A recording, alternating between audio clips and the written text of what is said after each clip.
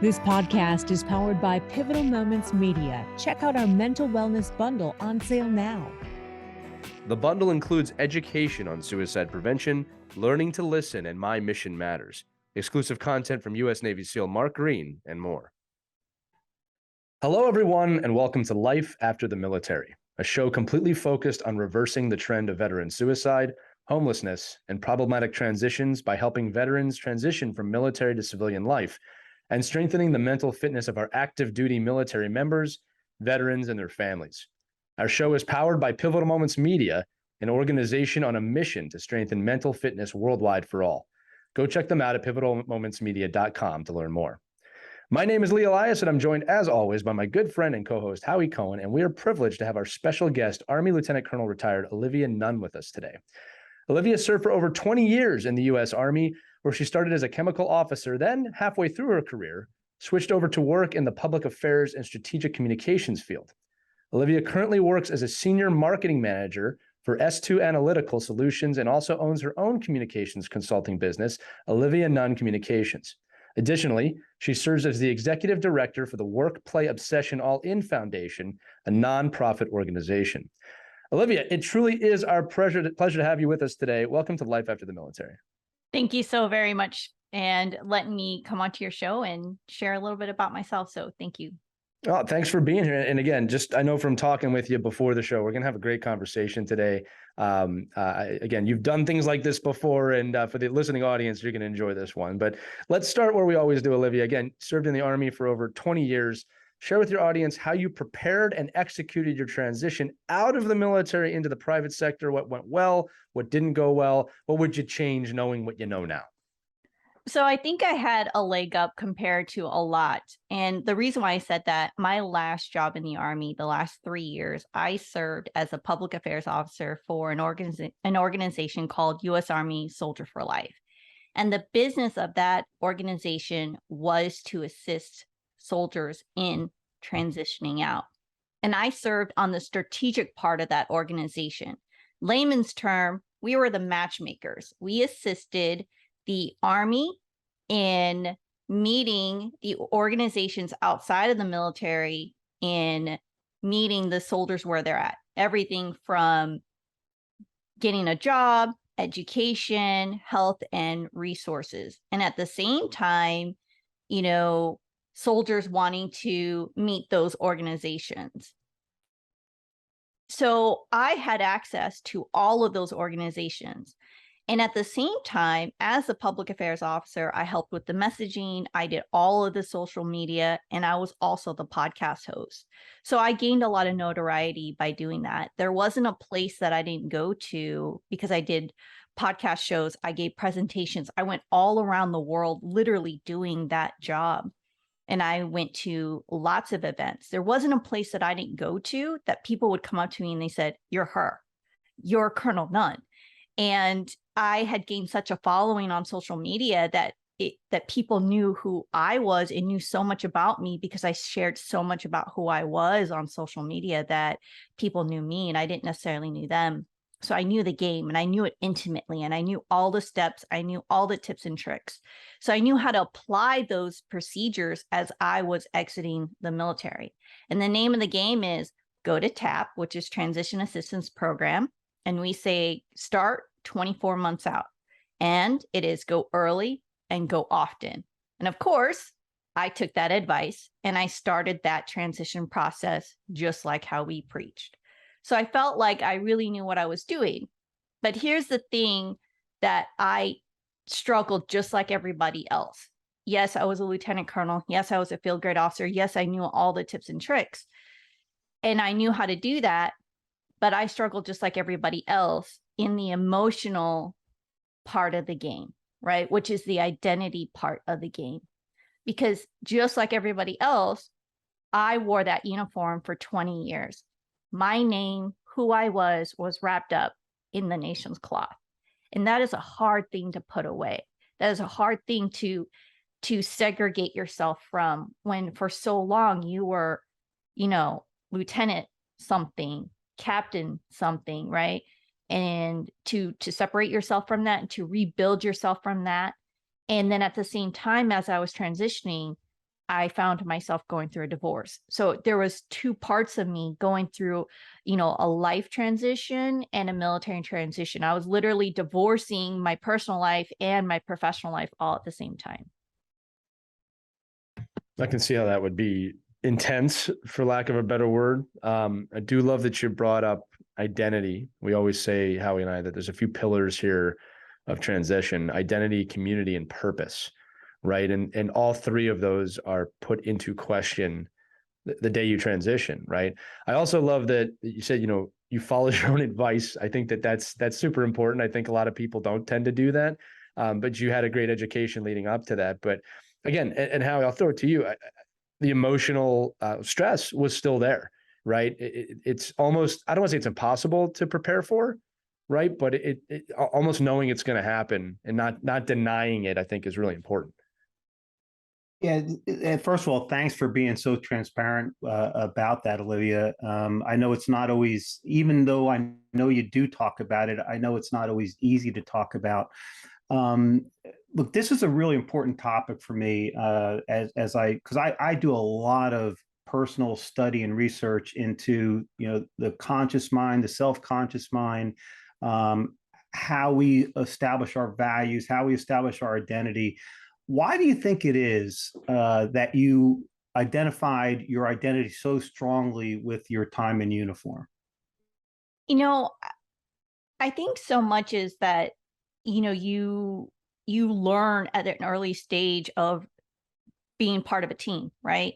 You are broken down to remove I, right? There is no I in team. Like, you are taught to believe in the bigger part of the mission, right? It is so vital that you believe in the person to your front, to the back, to the left, and to the right.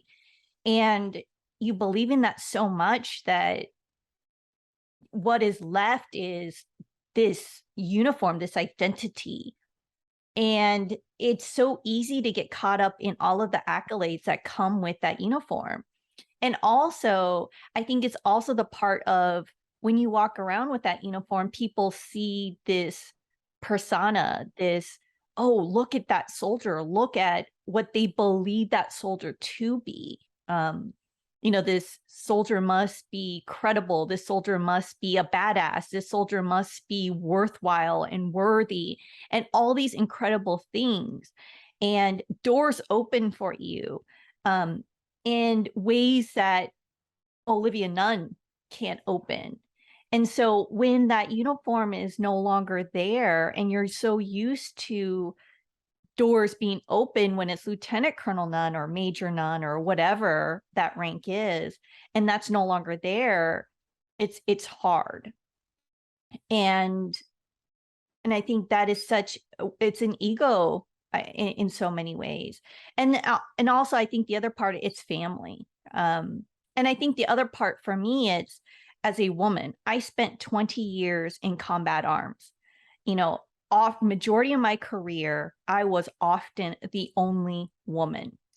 And so I spent— That's a whole nother dynamic right there. A whole nother dynamic. I literally walked around with a chip on my shoulder, and it was a way to protect myself, right? I had to come to work many times every single day to prove my worth, that I had the ability to sit at that table, that I've earned my right to sit at the table purely because I was a woman, right? Because there was that belief that, well, you're a girl, you don't know what you're doing. And I had to prove myself every single day, never mind the fact that I'd been there every single day and I'd been doing that job every single day. And, you know, that feeds into that bravado, that belief of who you are. And when you step away from that, and I've taken that off, it's hard. When I've now stepped into the civilian role of, I've spent 20 years of proving how much of a badass I am, because I've had to, and now I'm just Olivia Nunn. Well, you're not just Olivia Nunn. I mean, you obviously had an incredibly successful military career, and I think you know this, and I want the audience to know this, that what you did in the military is nothing more than a preview of what you'll do after your life in the military if you can successfully make that transition. You bring up it's a fascinating point that I don't think we've actually ever explored. Well, maybe we did with your wife, Lee, when we did our first interview. And Lee will share, I'm sure, that his wife was an Air Force medical officer, and she was actually our first podcast. She was our rehearsal. But I don't, even though we've had a number of females on, I don't remember really going down this particular path. Do you, Lee? No, not listen. It's one of those things where it's not for us to talk about, right, Olivia? Like we can't assume the experience of a woman, and that's why, like, I don't even almost know what questions to ask, right? I almost want to reverse the interview. Like, what questions should we be asking for other women that are transitioning? Because again, it's not our expertise, right? Yeah. So maybe that is the way to look at it. I mean, you said it, Howie. It's a whole nother dynamic. I understand that I don't understand. So what are the questions that we should be asking from a woman's perspective when transitioning? Or what, again, this is the question. What question should women be asking themselves when they transition, right? That we might not know to ask. I think we, as a male population, need to be much more sensitive to what women in our society go through, what military spouses go through, and what women in the military go through. I am comfortable talking about this because, look, I've witnessed it, right? I've witnessed from when I was a second lieutenant up to when I left the military as a colonel. I did not experience nearly to the depth that you did, Olivia, but having been a combat support officer and a combat support soldier who served a better than half of his 27 years in the combat arms environment, to include special operations. If you're not one of the operators, if you're not one of the guys, then you are not one of the guys, right? But that doesn't even go to the depth that if you're a female operating in that kind of an environment. I think it's really unfortunate that that's the way it is. And I completely understand why you would have to build up these kinds of thoughts that would want you or drive you to identify so strongly with your time in uniform, because that you had to do that to succeed. And so that's a whole nother challenge, right? That's a whole nother challenge that I think women who are transitioning out of the military face, as if you don't have enough on your plate as a transitioning service member and as a mom with children. But that's a really interesting challenge, and I appreciate you making all of us more sensitive to that. And I think we got to be more attuned to that. So let me ask you this, Olivia. You had this challenge. How did you get through it? How did you kind of battle your way through it? Because I think that could be really instructive for all of our audience, but especially women in our audience who are going through what you went through. So I think, I didn't recognize what I was dealing with. And that is what contributed to my mental health at the end. So, and I think in order for what I just said to make sense, I have to take your audience all the way back. And that started when I was a first lieutenant in my first deployment in 2003. I was assaulted. I was physically assaulted in one of my operations. I was a convoy commander. I was in charge of securing Turkish fuel trucks and delivering them to various fuel depots along Route 1. And, and this is a funny part, right? Everyone's like, well, you're a woman, and therefore, because you're a woman, you didn't see combat operations. I've had my share of ambushes, of IEDs, but because this was during 2003 and OIF-1, this was before the cab was created. The cab was created during OIF 2. And because most of my unit had already dispersed, there was no one that could go back and create, all of the missions that I've already done. So I don't have a cab to say that these were the things that had happened in my mission. And so people are like, well, you're not a real soldier because you don't have any of these awards. To me, it doesn't really matter. The part was I wasn't able to go back to put these in for the soldiers that worked for me. But nonetheless, I was assaulted on one of my missions by my platoon sergeant. I had an organization that was put together by multiple other organizations because I was in an aviation unit. And the platoon sergeant that was given to me assaulted me. And I've shared this in other podcasts, and I shared it on my Soldier for Life podcast. And at the end of the day, I did report it to my chain of command. It took a long time for the investigation. The 15-6 was botched a couple of times. And at the end of it, when it was all said and done, his chain of command said that I was conduct unbecoming as an officer because I emotionally lost my bearing. I'd cried uncontrollably because this NCO, he was 5'6", over 230 pounds. He was huge compared to me. He lifted me up by my vest. He wrenched my arm behind me. He had smashed my face. He threw me to the truck. He did all kinds of things to me. And that was not the first physical altercation that he had with me. There was other times he had thrown me out of the truck before. He had kicked me in my gut a few times. He had done other things that I never reported, because all those times, I had chalked it up to I wasn't perfect enough as a leader. I had failed as a leader to control him, that there's somewhere in my ability to lead. And because I didn't do what was right, that I must be failing. And because the 15-6 said that I was conduct unbecoming, I must be a failure. At the end of the day, and because it took so long for the investigation, and it came a month right before redeployment, I just wanted it over. So I just said, you know what? I just want to go home. There's so many times I almost died on this deployment, with near ambushes, with so many IED blasts near and around me, a couple daisy chains that, went off, a couple times that, didn't go off, all of these. I just wanted to go home, that I said, you know what, forget it. And I actually repressed those memories, that I actually forgot about it. I think it was a way of my mind protecting me. There were many years that I completely forgot about it.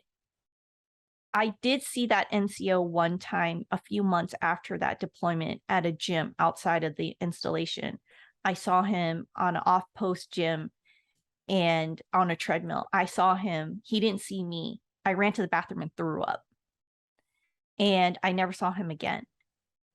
And I forgot about that incident. And I just repressed that memory. And I just learned to emotionally shut down, where all I did was just basically suck it up and drive on.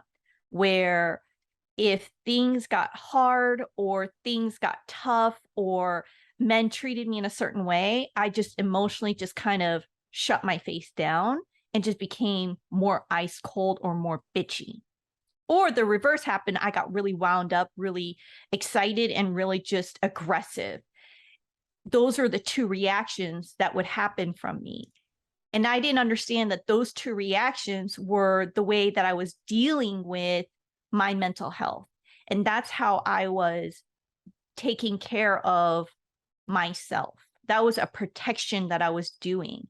And I just dove into my work and worked really, really hard. I would work long hours, and all in the name of trying to prove myself, trying to be the best officer.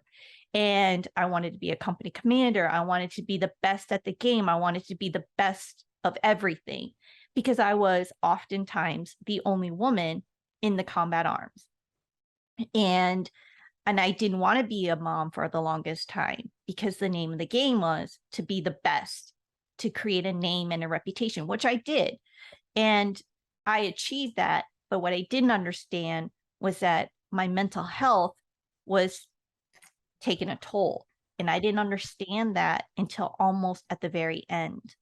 And at the end of the game, 20 years later, it all fell apart.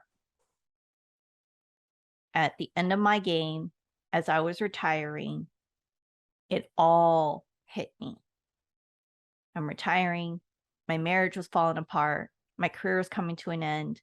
And everything that I ever repressed in my career, everything that happened, all the negative things that happened, all the things that I hid, all the things that I didn't deal with, everything that I just didn't want to deal with, everything that I shut away, that I didn't want to talk about, all came back all at once.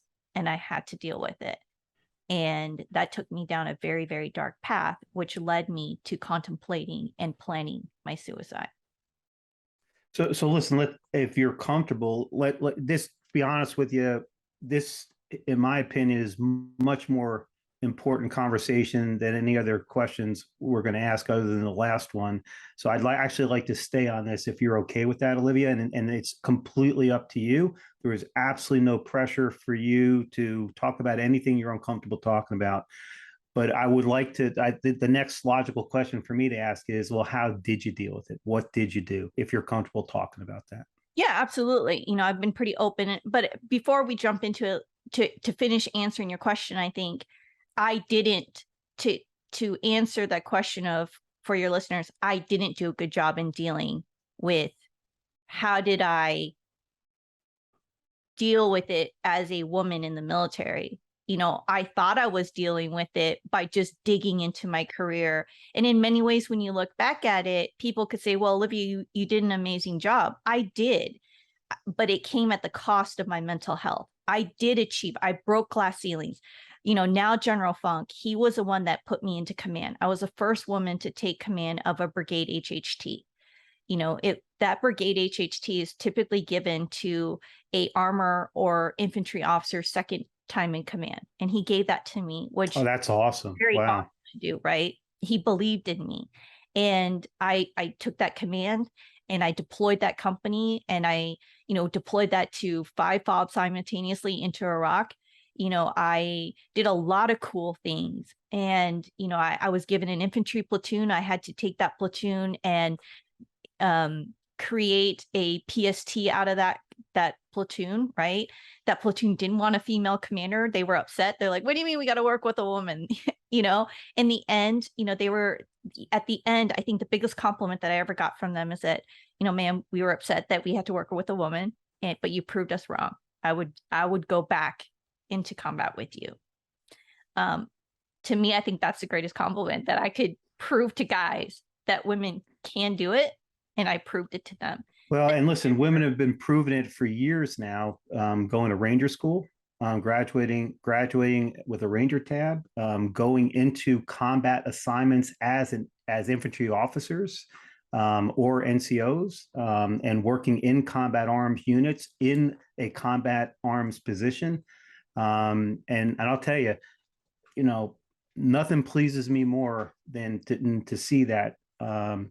And listen, what you're describing here, Olivia, is so typical of what a lot of us did, where we had mental health challenges throughout our careers.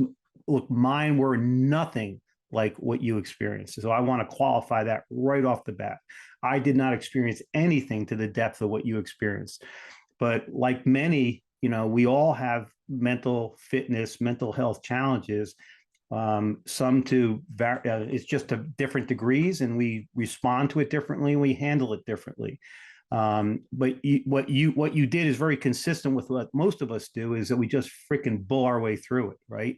Because I'll guarantee, it sounds to me that probably something you were unfortunately taught from that 15-6 is, there's no fucking use me talking to anybody about this, because nobody wants to hear what I have to say, and they're not going to believe me anyway. So why in the world would you then seek out help from anybody else? Because nobody was supporting you. And so you basically turned inside, like many of us do, and you just, like I said, bull your way through it. which is amazing given what you had to experience after that particular incident, and to go on and do what you had to do, and to command a combat arms unit is fascinating to me. So please, if there's anything else you want to say about that, please do. And then I would love for you to share with the audience, but this additional context is really helpful, is now you were able to somehow manage your way through that 20-year career and achieve, exemplary accomplishments. But now you're facing these major transitions, and you're having some challenges. Please share with us how you kind of worked your way through that, because I think that could be, again, really instructive for all of us. I think at the end of the day, one of the best advice I ever got was when I was a brand new second lieutenant.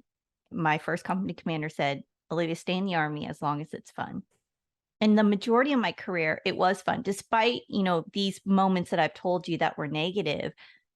For the most part, it was fun. And I think it was fun for me because, again, my mind suppressed a lot of these negative parts.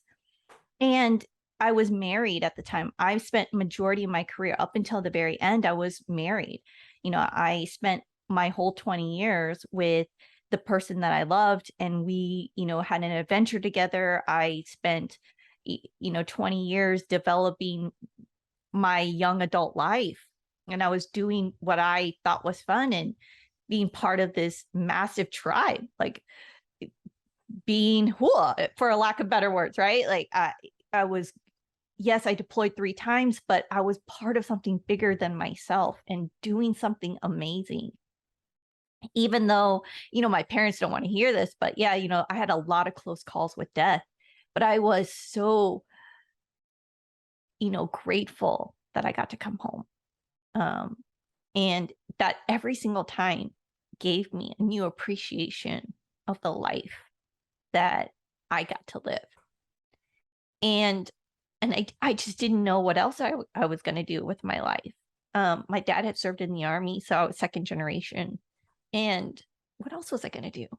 What else was going to be more fulfilling than being an Army officer? So fast forward, here I am at the end of my career. And the reason why I decided to put it all up was there came a point in my life that I wanted to be a mom. And that was a journey in itself. I had some fertility issues, and I finally had a child. And my oldest is a girl, and she's now 9. And then, a few years later, I had a son, and he's now 5. And when my son was about 12 months old, 14 months old, I got a call from, branch manager and saying, hey, Olivia, it's time to PCS. And I will be honest, at that time, my husband and I had been very lucky where we had been able to work both of our careers, where we have been able to work with our branch managers to keep each other together. We've never been separated, and we've been able to get almost every assignment that we've ever wanted, which is not something that a lot of married couples can say. We have been fortunate. And branch manager said, it's time for you to go. And we had been in the DC area for a few years. And he called me and says, you got an option, Korea or Egypt. And I was like, neither. Oh, Jesus. And he said, Korea or Egypt. And I said, and I'm looking at my son. And I said, are any one of those accompanied? He said, nope. And I said, neither. And I'm crying, and I'm still nursing my son. And I said, I don't want either. This is one of the reasons why I'm an older mom. I'm 44. You can do the math. I had kids very late for that reason. And I know that moms have had kids and they've deployed. Hats off to them. Like, I can't imagine doing that. I knew that I couldn't handle that. And that's why I didn't have kids at the company grade level, because I knew I couldn't handle that. And so I'm a field grade officer as a mom. And I knew in that moment that, nope, I'm not going to continue my career and still be a mom. Like, this is gutting me right now. But I know I had to finish out, because I've only got, a couple years left. And so we prayed about it. And at that time, my husband and I, we talked about it. What assignment am I going to pick? And we opted for Korea based on the time zone differences. I'm Korean and English. I have extended family in Korea, and it just made sense. You know, my mom could bring the kids over. She could go visit family. She knows the language. It seemed like the better option. So I said, let's do Korea. And branch manager screwed up. He promised me Korea, and he screwed up and gave the assignment to somebody else. Oh my God. And I knew he screwed up because he was avoiding me for a couple of weeks because my RFO never came down. And finally I got a hold of him, and he said, I kind of screwed up. I said, yeah, you think? And I did not want Egypt. It was to the Sinai Peninsula. And the assignment that I was supposed to get, it was actually not a very good assignment. In fact, the assignment I would have gone was that building I would have worked at actually ended up getting bombed that same year. And so I did not want to be separated from my family. I just knew that wasn't what I wanted. And something just told me that that's not what my family needed. And I just knew that after this job, I'm done. There's nothing that the Army can give me. They can make me chief of staff of the Army, and I would not take it. That my career is done. I am done. And in the end, they ended up giving me soldier for life.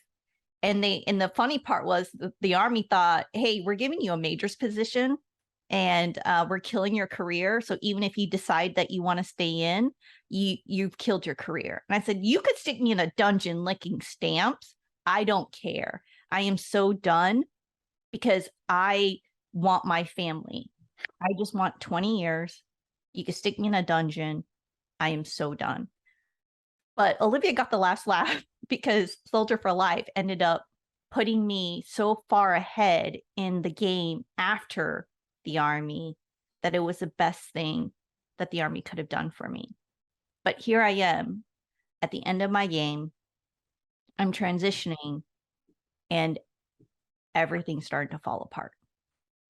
And that is where we are, right? So this is a discussion about the mental health piece.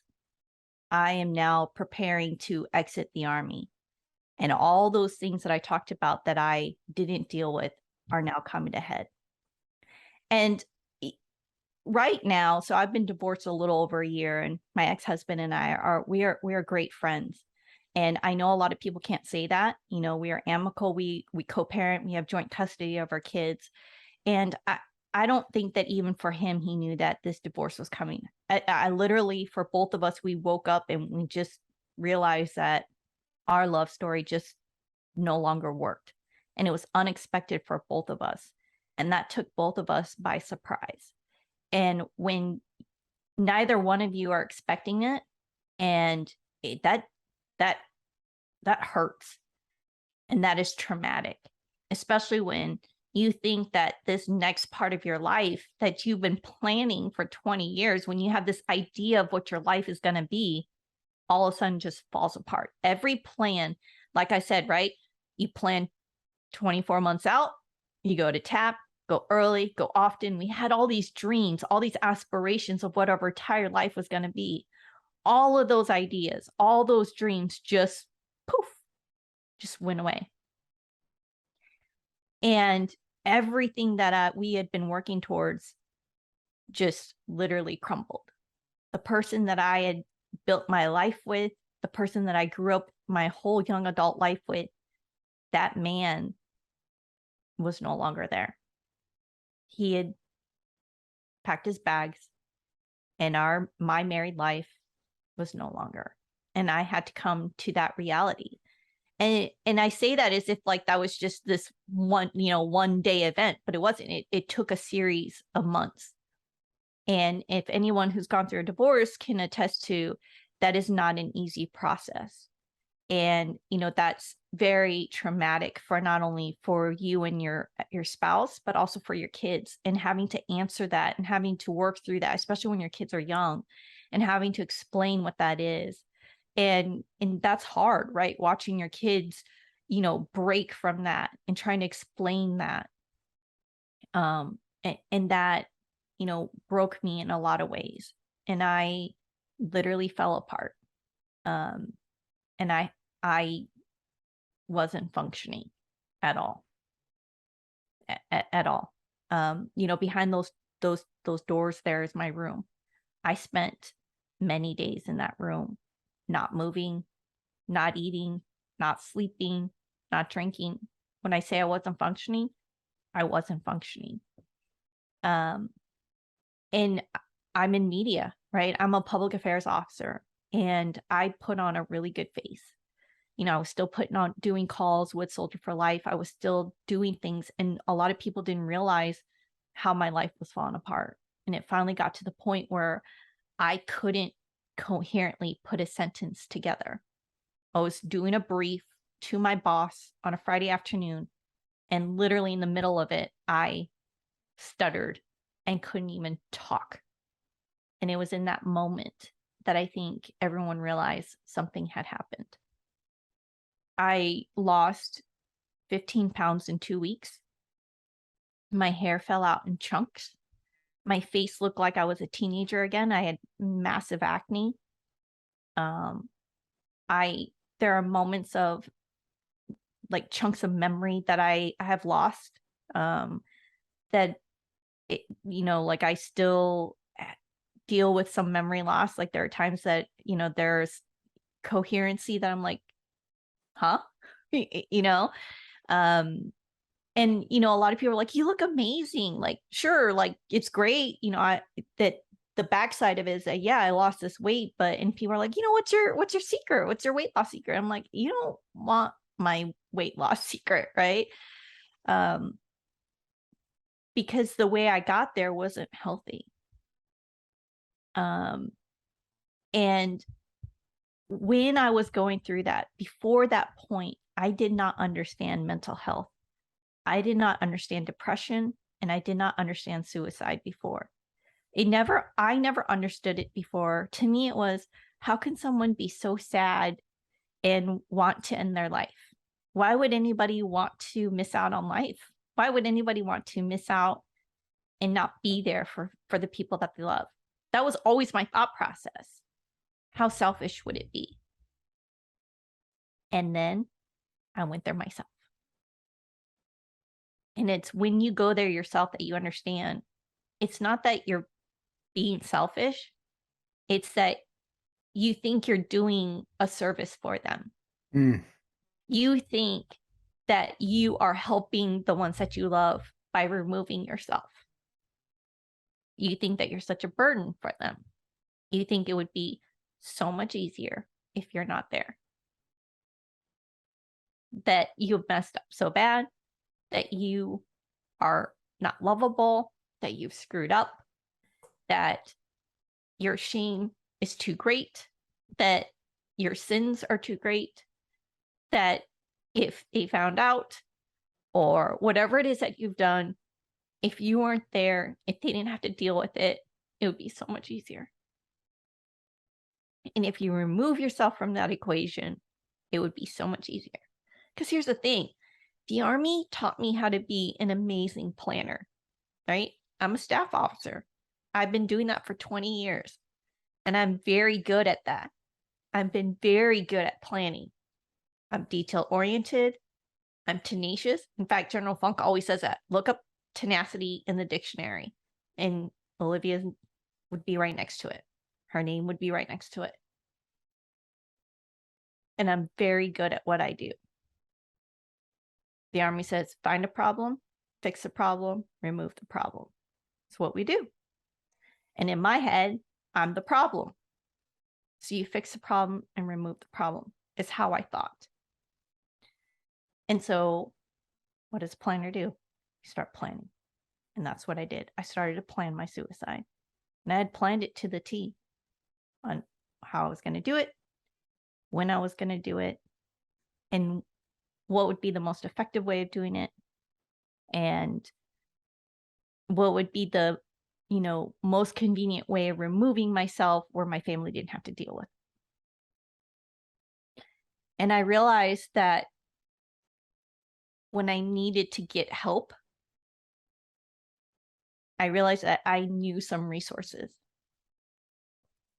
Uttering the word I needed help was the hardest thing to say. It was literally the hardest things. Those words were the hardest for me to say. Here I am, a lieutenant colonel in the United States Army, working at U.S. Army Soldier for Life. I knew hundreds of organizations, and they knew me. I had them at my fingertips. And I started going through my Rolodex of resources and contacting them, saying I needed help. They couldn't help me. And it's not that they didn't want to help me.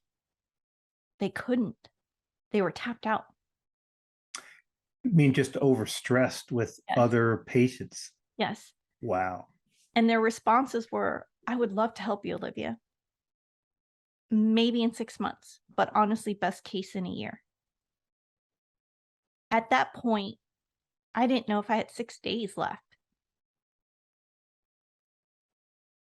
And I think that's where I want to pause.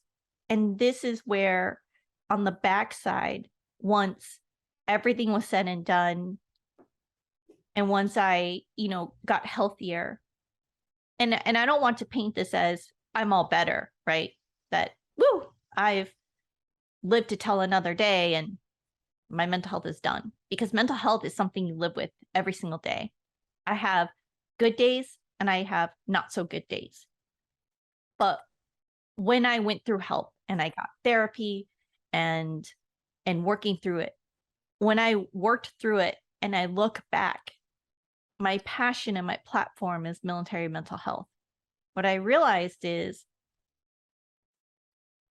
I was a lieutenant colonel in the United States Army who knew all the players in the game, and I couldn't get help. How wrong is that? I don't completely understand that. I mean, so you're going to medical facilities in the military and even external facilities outside the military, and you couldn't get the help you needed? I didn't go through internal agencies because the stigma, right? Okay. All right. I was calling outside agencies. Okay. And there just wasn't enough, right? Because it goes back to, you don't want to go to help. You don't want to call in internal because it's that stigma, right? You don't want your organization to know that you're crying for help. And when you go to outside agencies and they're saying we can't help you, that further compounds the problem of not enough. And we know, you guys know, the majority of the military is not lieutenant colonels and colonels. The majority of the military sits at the E5 and below rank, right? Our military force is made up of the enlisted force, not the officers. And the truth is, the enlisted force, they don't know what they don't know. I just happen to be a field grade officer who has a voice, who has an attitude, who knows better, and will tell you, fuck off, right? Because I have notoriety. I also have, the ability and the rank to say, screw you at this point. In E5 and E4, they're not going to do that. And this is why we have 22 a day. And actually, I think our numbers are off. I think it's higher than that. Well, and listen, if you go between the ages of 18 and 34, it's actually 45 a day. It's stunning. And your story is stunning to me. So let me kind of just back up for a second, if I could, because I think you're bringing up so many important lessons for our audience. First of all, let me just say this: we're all dealing with challenges, right? I said this earlier, and so what you're experiencing, there was nothing wrong with you. There was absolutely nothing wrong with you. The fact that you were able to manage your way through this and bull your way through the rest of your career after experiencing what you experienced as a young officer is just absolutely stunning and phenomenal to me. And put together an extremely successful career. The fact that you're where you're at today again, is a tribute to your inner strength and resolve, and resilience. To be very frank with you, absolute resilience to face that kind of adversity and work your way through it. And that's a huge example that you're setting for all of us. I don't care what rank you were. I don't care what sex you are. I don't even care if you even wore a uniform or not. That's an incredible example of resilience for all of us to recognize and follow. But the bottom line is there's nothing wrong with you, right? And the fact that here's the most important thing for me, and the point I want to make to our audience is you recognize something. What now? You suffered, and you suffered tremendously, but you got to the point where you said, "Okay, I need help," and that is not a sign of weakness. And I'm saying this to people who are in uniform right now, people who are transitioning out of uniform right now, people who have transitioned out of uniform right now. That is not a sign of weakness. That is actually a sign of strength.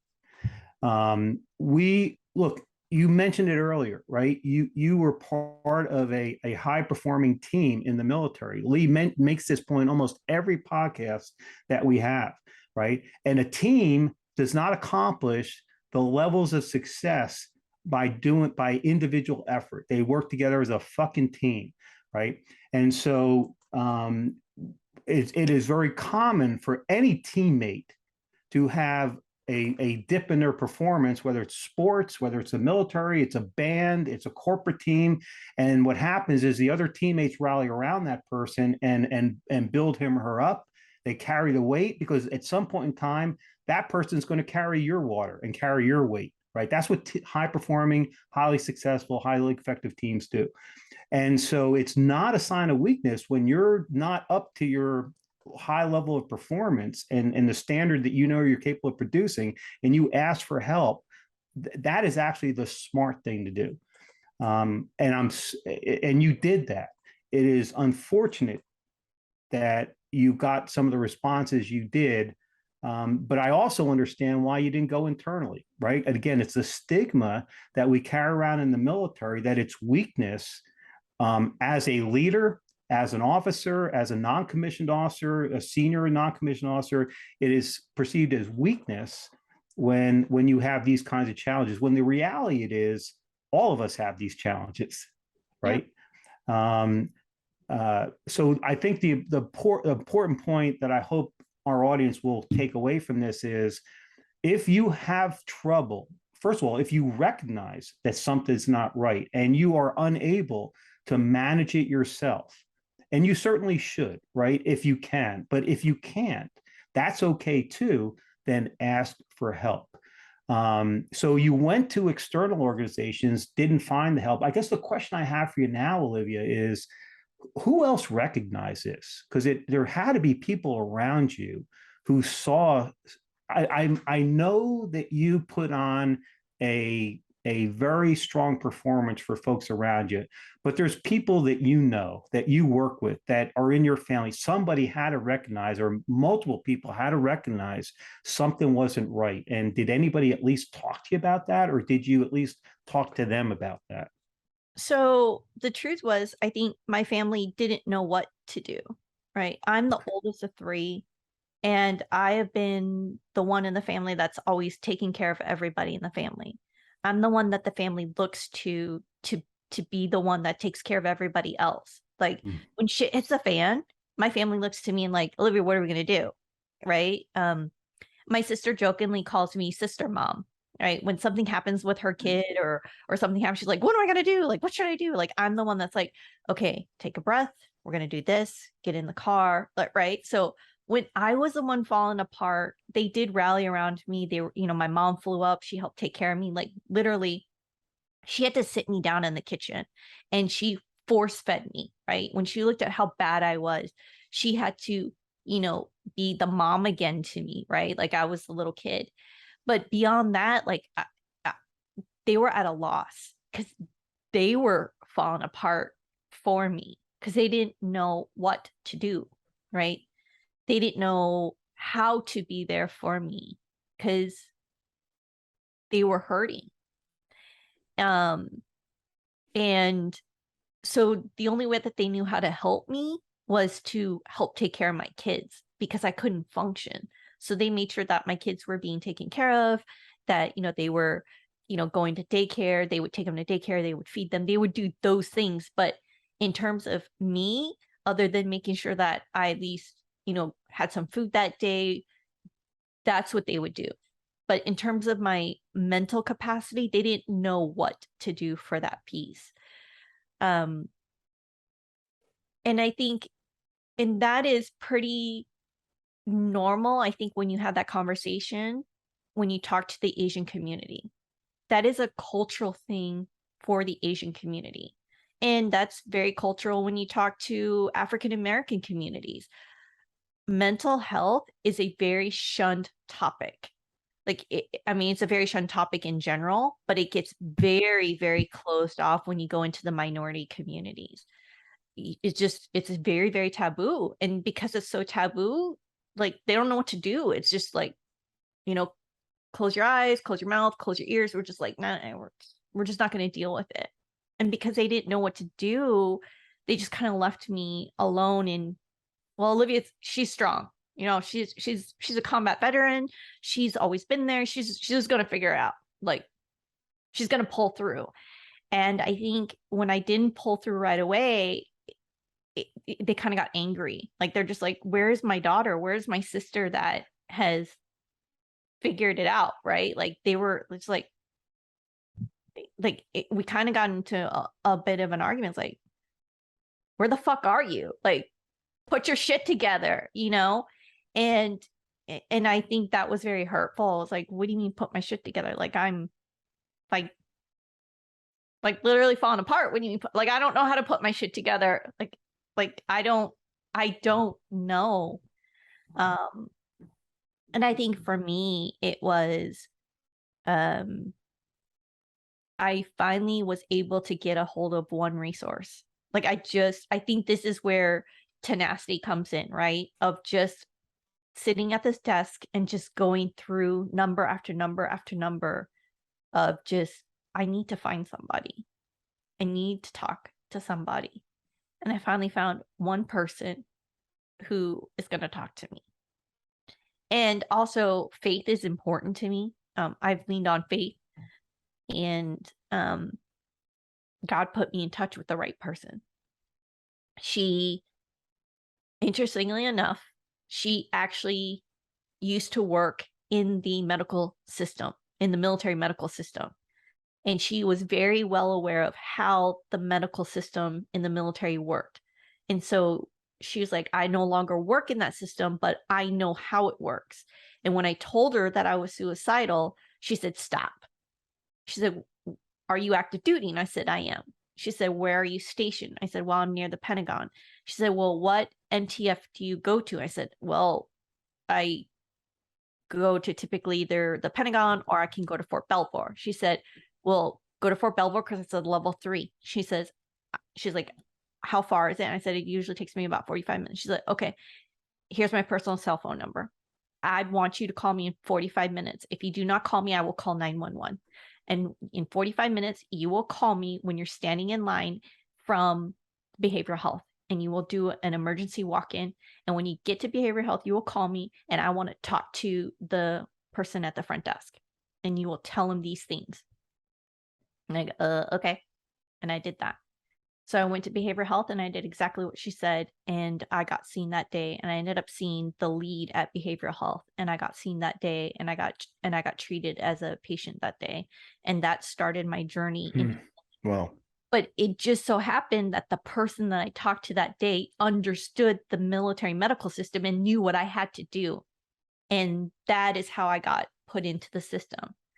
If it wasn't for her, I don't think I would have gone into the medical system. I think I would have still been pinging around, or who knows what I would have done. Right. I think it's important here. Howie and I had the privilege to go through some suicide awareness training recently. And your story is reminding me a lot about this. And I just want to dispel this for the audience, some of the myths surrounding suicide that you have just spoken about. One You're is that, going exactly where I right. wanted to go, and I wanted you to share that message. Yeah, so yeah, please, this is exactly where I wanted to go. Well, Olivia, again, your story, which again, I want to thank you for being so vulnerable with this, because I think that there's a lot of people that can learn from this. But, you know, some of the myths surrounding suicide are that those people don't want help. And the truth is, almost everyone thinking about it or who goes through with it actively is looking for some form of help in the time leading up to it, and including you. The other thing that, you know, you're both angels, but this person you called did was understand of, okay, I don't need to fix this on the phone. I need to get you to someone immediately that can fix it. One of the myths surrounding, or at least suicide, start dealing with it, right, Lee? Right. Well, at least start addressing it. One of the myths was that, you know, people say, I'm afraid to talk about it or afraid to ask because I might have to be the person that fixes it. And the truth is that you have to bring them to someone that knows what to do and steward that relationship. And it sounds like, again, she knew what she was doing, but she did that. And I'll be honest with you, Olivia, thank God she did, because you are a tenacious, powerful, brilliant woman and person. And, you know, the world is better for having you in it. Right. So Thank you. no problem. I mean it. I mean it. Look, your story is going to save lives, right? Because this is a catastrophic problem right now in the military and beyond. So, you know, I also think that, and Howie said this, there was something in you too here that pushed you to keep looking, right? And I think that that's an important thing to bring up, is that something told you weren't alone completely and that you needed to find someone. You understood that community aspect was important. And so that it sounds like, just to let you continue your story, that was the pivotal moment for you of, okay, I'm going to go do this. Right. And you said it perfectly earlier, you know, mental health, mental fitness is not something you can achieve. Right. You can't get it and then you have it. It doesn't work that way. It's like physical fitness. We say this too. You go to the gym, you're going to get in shape, but if you stop going, you know, the result changes. So it's a continual journey. I think more of us have to understand that this is something you have to find what works for you and move forward. But please continue the story. I wanted to pause there just to talk about suicide awareness for a minute, because that's something we're pretty passionate about here. You know, but please continue the story. You had this phone call. She had you go to behavioral health, and is it the bottom of the mountain up there, peaks and valleys from there? How did you move forward from that? Definitely valleys, right? Right. Seen that day, and and I'm being triaged, and I'm having a discussion, and she's contemplating, do I commit you that day, or is it outpatient? And I go through a series of questions, and I was very honest with her, and she straight up was like, because you are honest with me, and there's a reason why you're a lieutenant colonel, and because you're being dead honest with me, I'm not going to commit you. But if you feel like you need to be committed, that door is open. And so I went and saw her twice a week, and then that kind of scaled back. And I ended up seeing her for about 6 months. And she said, honestly, you're probably one of my fastest cases. Most people don't go through the steps as fast as you are. There are people that take a couple of years. And she said, that is a testament to, one, I think the fact that you are a military officer. Two, that you did go through being honest with yourself. You did the work, but also that you were committed into your healing. But really, it's being completely vulnerable and honest with yourself. And the one thing that she did say to me that I thought was interesting, she said, the moment that I met you, she said, I knew that the real you was there all along. You just had to find yourself. You just had to remember who you were before all of this happened. Before who you were, before you were married, before you were an officer, that real you is buried somewhere there. and you have to get connected to that person and redefine your identity.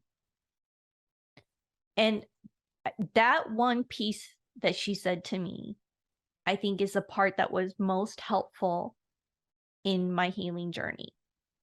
And that is the part that I tell most people when I meet other people that are going through their transition and or divorce, is reconnect with you, the person that you once were. And the best way to describe that is the little girl or the little boy that you tucked away, right? The person that you were afraid to share with everybody else, right?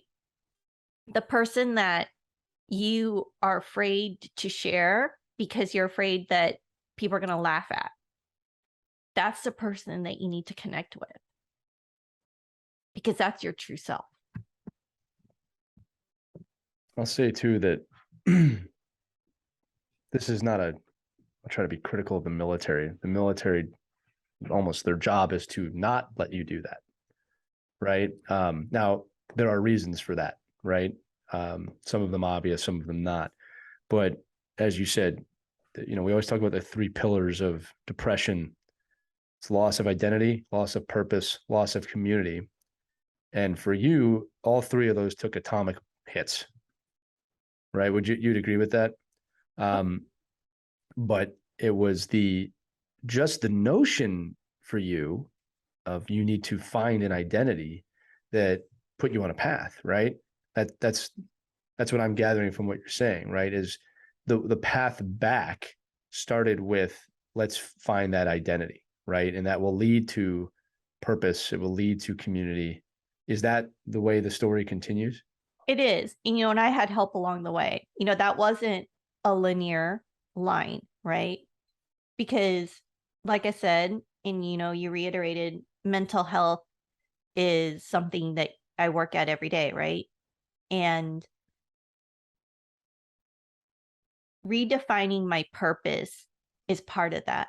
And so, yeah, I had this journey of coming out of that, right? The first step was not wanting to end my life, right? That's the first part. And being okay with living life, right? And being here every single day. And then after that was, what is my purpose, right? Answering that question of, okay, well, I'm choosing to live, then what is my purpose? If my purpose was this uniform and being Colonel Nunn and being part of this great bigger team, now what is my purpose? And I got to be able to answer that question, part of that question, because I got a phone call. And that phone call came from a really good friend. His name is Scott Davidson. He called me up. He's like, what are you doing? I'm like, well, work, I guess. And he said, well, let's go to lunch. I said, okay. So he took me out to lunch and he said, have you started an LLC yet? I'm like, no. He said, well, when are you? And I said, I don't know. He's like, well, I got work for you. So hurry up and start it. And so that's what I did. And that's where Olivia Nunn Communications LLC came from. He's not the first person that has told me to start an LLC. I've been told when I was in Soldier for Life that I should, because, I always gave out information. It was pro bono in terms of people would come and see me, and I would always give out, how to do things, right? From everything from social media to podcasting, but I had to give it for free because that's what we do in the military, right? But they're like, why don't you do this for real and get paid for it? Because you know what you're doing and you're very good at it. But fast forward, and I'm having this conversation with Scott. And, for those of your listeners that are wondering, like, why do I know that name? Well, Scott Davidson, he is one of the co-founders of Burbiz. And oh, really? Yeah. Him and Justin Constantine, unfortunately, who had passed away earlier this year, but he's a co-founder of Burbiz and I'm his ambassador. And, he's like, hey, Olivia, I got work for you. Come be my ambassador for Burbiz, and, you're a storyteller, and, we have great things that we can do to help shape the military community. And I'm like, okay. And it was a very simple conversation, but it was the fact that he reminded me of what I was good at, right? He reminded me of like, that's right, I am damn good at what I do. And that is, I am a storyteller. I am a storyteller that shares and shapes the story of the military community. And I do that effectively through podcasting, branding, social media, you name it, right? And that is why I created my LLC. He just reminded me of, that's what I do.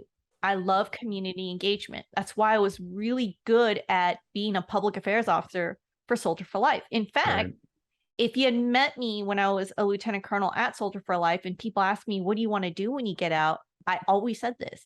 I would love for a company to hire me to do what I was doing for Soldier for Life, but for their company. In fact, I still would love that.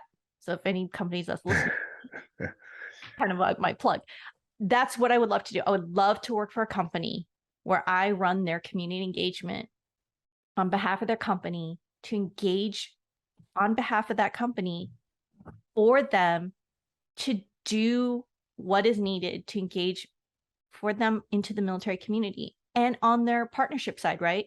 There's so much that can be done. Everything from how do we chase after the conversation of mental health? How do we change that narrative? How do we change the policies that are behind that, right?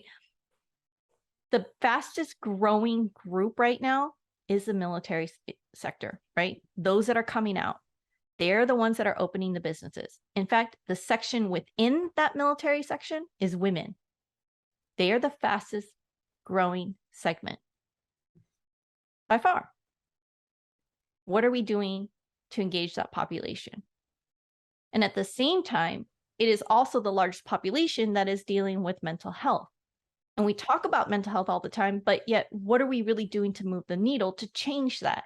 And there are companies that want to do good because philanthropy is such a big part of their organization. So why not do something for a community that gives so much to our nation, which is the military? So put your money where your mouth is. Let's move the needle and do something. Let's change the narrative. Let's change the policies. Let's put resources towards that. And it's not just the soldiers and the veterans. It's also the caregivers towards them. It's also the spouses. It's also the children.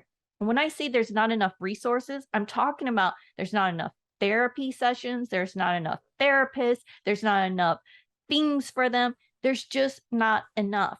And it's not just going on an active duty installation, it's also off the installation because of the stigma, because just time, right? Because we're all busy in different sections. There's a lot of places that, oh, come on, majority of the military installations in the middle of nowhere. So a lot of these places are inaccessible to a lot of these families, right? The mind is a powerful organ, but yet we don't understand it. And that is the most important part of this conversation. But there's so many interesting therapies that are out there that can assist. Equine therapy, dog therapy, swimming, you name it. And I'm sure that there's organizations that are out there that are willing to assist, but it takes funding. And it takes organizations that are out there that are willing to assist. So how do we merge the companies and those communities together? And that is why I'm passionate about this topic. So for me, how do I use this conversation, my notoriety, and merging that? And for me, it's also, as I've grown out of this transition space, redeveloping who I am, part of finding me, I also became a beauty pageant queen, right? It was defining me, and because it's the peaks and valleys, right? Some days are good, some days are bad. It was taking a chance on me. And one of the taking a chance on me was, okay, let me go figure out how to be a beauty pageant queen, and being very terrified of walking out on stage. And I did. But that crown, while many see it just, oh, it's just a beauty crown, it's not. It is a conversation starter of, why are you in a beauty pageant? Why did you do that? What is that crown? And what is your platform? And I get to have this amazing conversation about military mental health. So Olivia, there's, first of all, again, I want to reiterate what Lee said. Thank you, number one, for being so transparent and vulnerable. Amazing. Absolutely amazing. And I want to go back to a couple things that you reminded me of. And Lee, bear with me here, but the first thing I want to go back is to the conversation around identity, because I think what you mentioned there is such an important lesson to bring back out to the top of the conversation. And it reminds me of two things. One is in my research and study, many of you may not recognize this name, so I'm going to date myself, but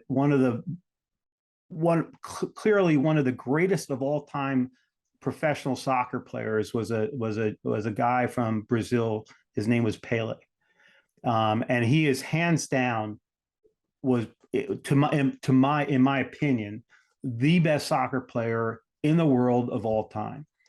And one of the reasons he attributes his ability to perform at such a high level was he would go to the soccer stadium 2 hours before a game started.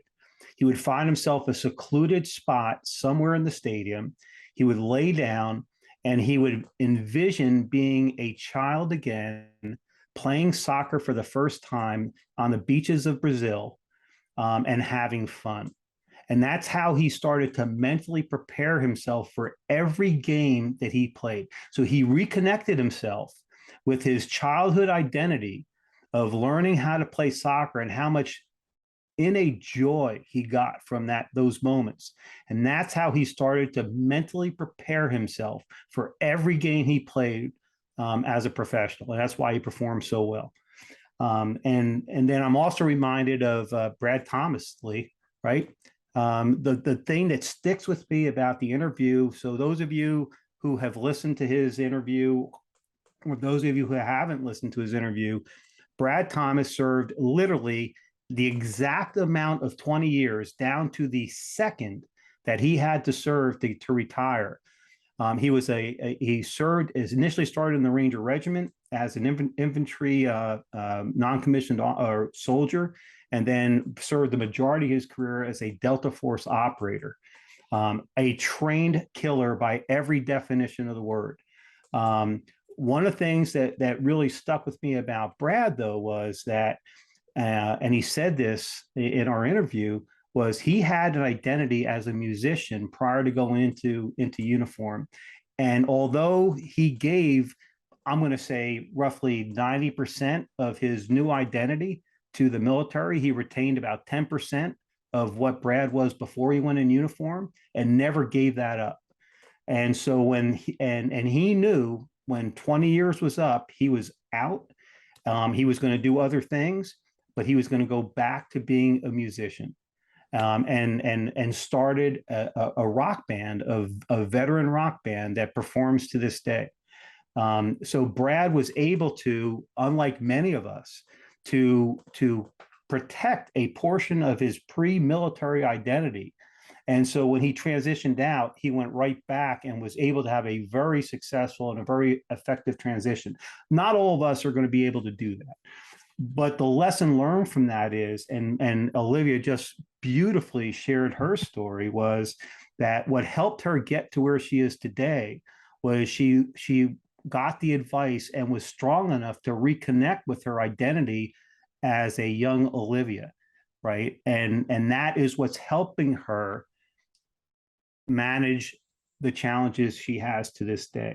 And I think we can all learn from that, right? So, and we said this multiple times, and I don't think we can ever not get value out of saying it, is when we're in uniform, we are part of a tribe. We're part of a community.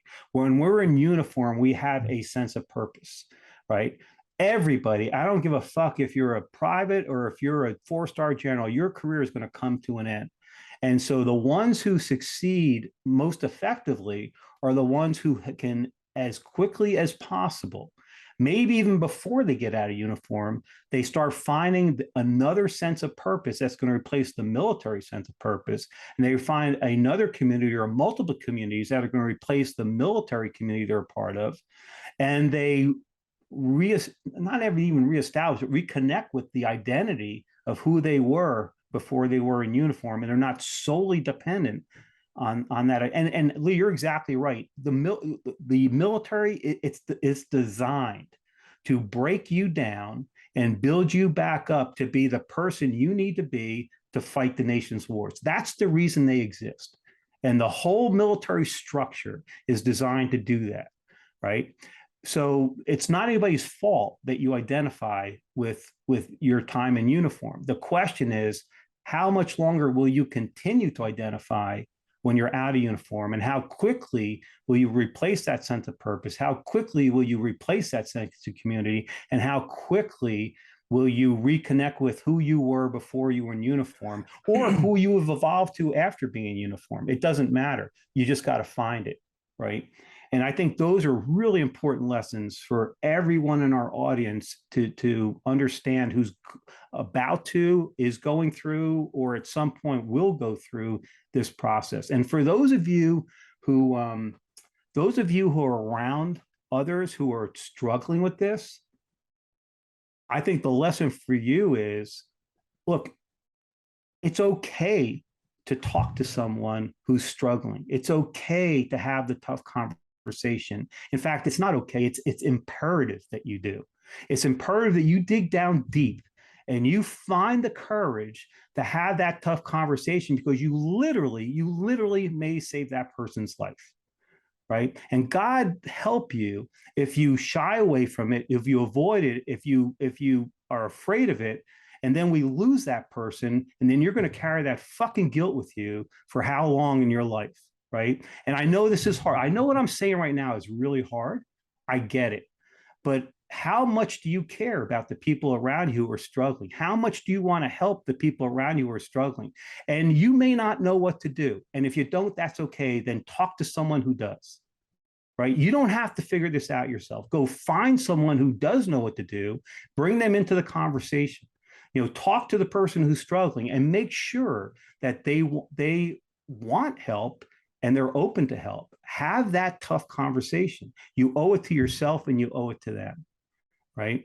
And I understand that what I'm saying right now is really, really hard. Many people will feel very uncomfortable having those conversations. But what's the alternative? Don't do anything? Don't take any action? Just hope that it's going to fucking go away?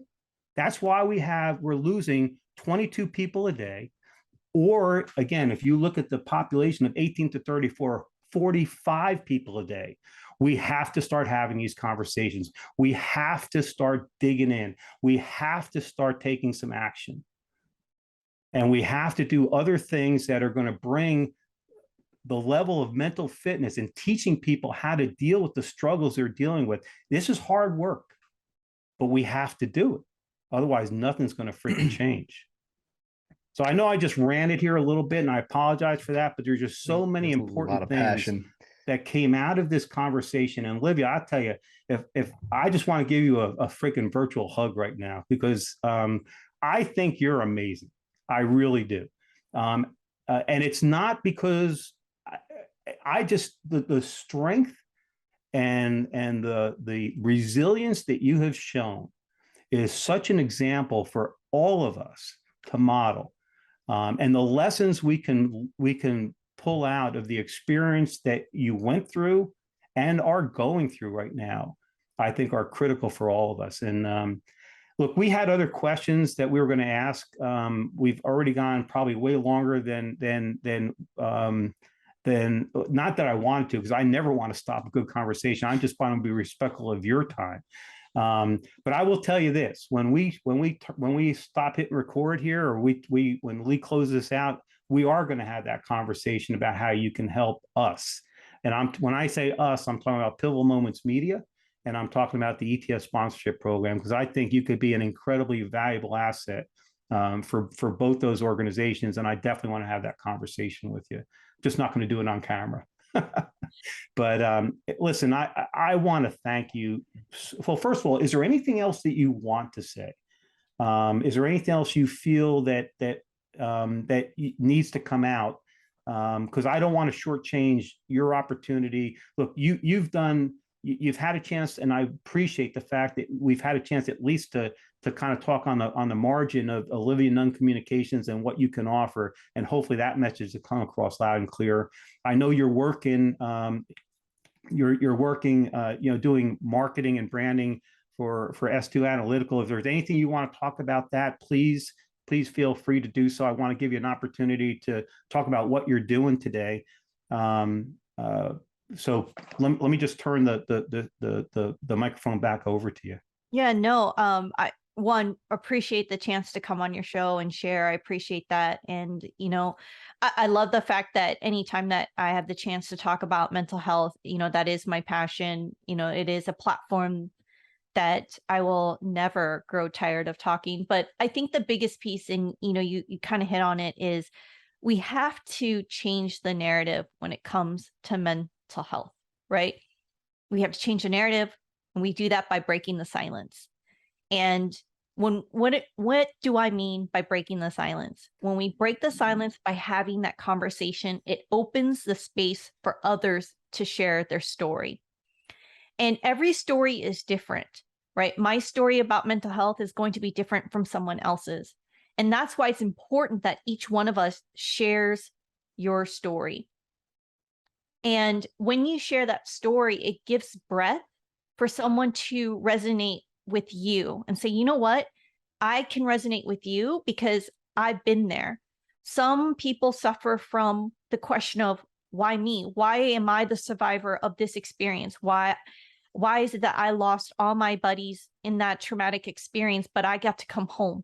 And that's what they are left with, and that's what they suffer, and those are their demons.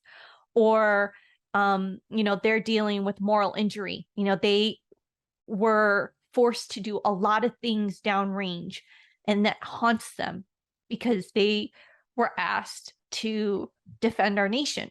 War is ugly, right? At the end of the day, we're asking you to do some things that are ugly, and it leaves a sticky residue. And that stays with you, right? Those demons come to haunt you in the quiet of the night.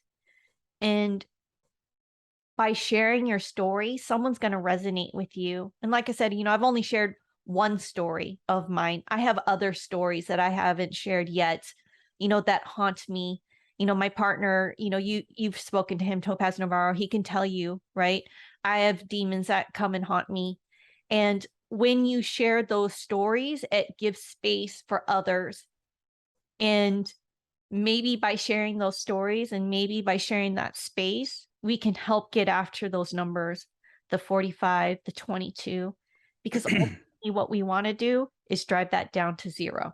Well, and I'll tell you the other thing it does too, Olivia, and I'm sure your experiences this too, because I do. When I share my story, it helps me, right? I internalize all this stuff for years, like years. I'm 65 years old, probably for the better part of 64 years of my life. I held everything inside. Okay, it's not healthy to do that. So when you finally tell your story, when you finally share verbally, audibly what you're going through, it releases so much weight out of your rucksack. At least for me, it does. I'm assuming you get the same kind of feeling that that's actually therapy for you as well. At least it is for me.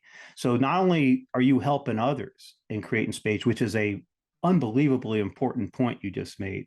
I think it helps us individually who are dealing with these demons, that the more we're comfortable and willing to share what we're feeling and going through, it releases so much fucking stress and so much pressure that I'm a different person now than I was a year ago, than I was 18 months ago. Lee will tell you that, right? It's uncomfortable for people around me because I'm different from what they're used to. And they may get embarrassed by it, but I really don't give a shit because it's not about them. It's about, in this case, I'm going to be very, very, what's the word I'm looking for, Lee? I'm going to be thinking about me right now because You're not being selfish by doing that. Yeah, That's why this will be one time in my life where I'm going to choose to be selfish, and I'm going to take care of me. I don't think it's selfish. But I don't other, believe, I know what you're saying. I know people around me, and I'm sure people around you too, Olivia, may get a little bit uncomfortable or maybe a lot uncomfortable when you talk about some of this stuff. But you know what? That's not important. What's important is, how does it help you? And for those in our audience, how can that help you? Well, yeah. Howie, I'll say this, and then I want to give Olivia the final word here too. Look, we talk all the time about your team, your teammates, and yourself, right? And that you can't operate without all three. But if you're not taking care of yourself, you can't take care of your teammates, and you can't take care of your team. Absolutely. That's why I said it's not selfish. It's a necessity. Olivia, the other thing I wanted to say to you is this, and actually this is to both of you. Something that you guys have both talked about, you're both passionate about, and this has been echoed across many episodes of this show, is that part of finding your purpose was the realization of, I want to help others in my position. I want to help other veterans. You are both incredibly passionate about that. So, and Olivia, I do want you to talk about this for the listeners to understand that if you are feeling lost because you have left the military, there are so many people that find peace through reversing this and saying, I want to help other veterans. I want to help other soldiers, right? And that's a big part of why the show exists. It's a big part of why you do what you do, correct? Yes. Right. So I just think it's important to say that. Also, listen, before we close, I have to do this just to keep it going. To end this on a somewhat lighter note, not to take away from anything that's going on. Every guest we have, I create a book title for. All right. And as you can imagine, and I'm sure you have books in the works, you have to be careful with these, especially with some subject matter like we had today. But you said something earlier that stuck with me. So this isn't a funny book title in any way. I actually think this sums up. But you said, I was being her, and I love that. I think that there's something there. But I said being her, the need for military mental health, right? That is your mission, and Wow. I think that there's a lot in that. Or it could be losing Hua. I don't say it as good as you guys do, but or departing Hua, whatever you want to have it as. But hey, if Olivia doesn't take that title, I may take it for our book. So I'm not giving you anything, Howie. But no, Olivia, listen. We're recording this during Suicide Prevention Month. I don't know if you realize that or not. And your story not only has educated Howie and I, but the vulnerability you have in sharing it is strength, mental strength. It is not weakness. That is the stigma that needs to be broken. And I am so thankful that you're willing to share that story, because it will not just save lives, it will affect lives. It's affected me. It's affected Howie, obviously. And I just want to thank you for your willingness to do that. And I also want to thank whoever that person was that you called for helping reverse the trajectory of the path you were on. Absolutely. Right. So, and all the people in that scenario. But Olivia, I really do want to give you the final word if you have anything to say about the conversation today, because you were fantastic. No, thank you both gentlemen for letting me come on your show. I appreciate the conversation. I had so much fun. The big thing is give back, right? Give back in your time, give back in your effort, put your money where your mouth is. You mentioned the foundation that I'm part of, which is the All In Foundation, Work, Play, Obsession. You can give back there. We are a connecting resource. And another one that I'm always big into is Headstrong Foundation. Those two, if you, like I said, give back. You give back by checking in on your buddies, had that phone call, just see where they are, because that does matter. And then put your money where your mouth is.